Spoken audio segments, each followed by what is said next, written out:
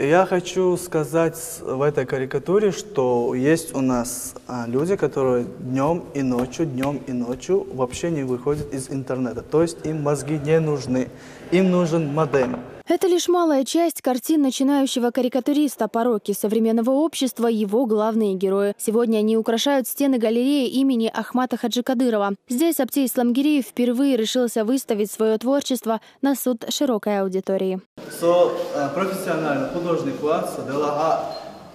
карикатурилыч, отрасли, мелоца, тягелш, интересуешь, на выставке представлено 58 карикатур. Взглянуть на себя со стороны, посмеяться над своими недостатками и образумиться в конечном итоге решится далеко не каждый. В каждой из работ автор передает современные реалии, которые не соответствуют чеченскому менталитету и нормам общества. Познакомиться с выставкой пришли и знаменитые художники. Техника, исполнение, композиционное решение,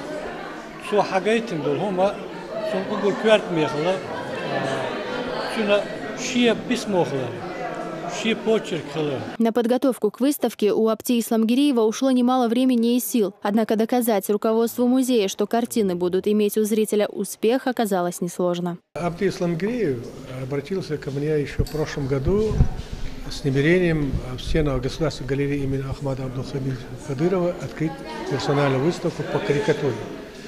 Его первые работы, когда он обратился, тоже несли в себе определенную мощную энергетику, которая отображала вообще наши реалии. Развивать свой талант карикатурист начал еще в юном возрасте. Его картины неоднократно занимали первые места на конкурсах и появлялись на страницах известных чеченских журналов. Но все же своим основным призванием он считает актерскую деятельность. Аптей является ведущим актером Русского драматического театра. Свою актерскую деятельность он начал еще в 2006 году. Раньше я рисовал и пейзажи, и людей, но это мне больше меня потянуло сюда, то есть на карикатуры. И здесь я на карикатуре и остановился. Чтобы совмещать, это одно другому мне не мешает.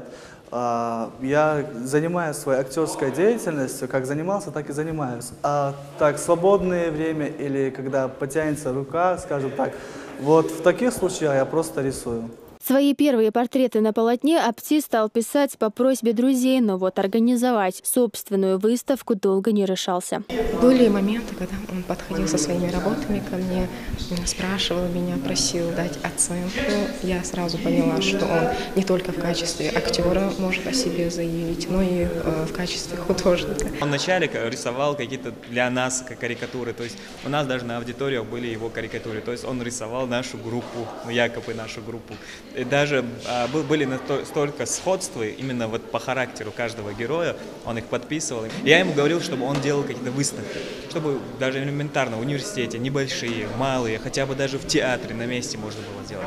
Но я не ожидал, что на таком уровне очень хорошая выставка получится. Сегодняшняя выставка не станет последней. Пороков у общества немало, а значит и идей для будущих картин предостаточно.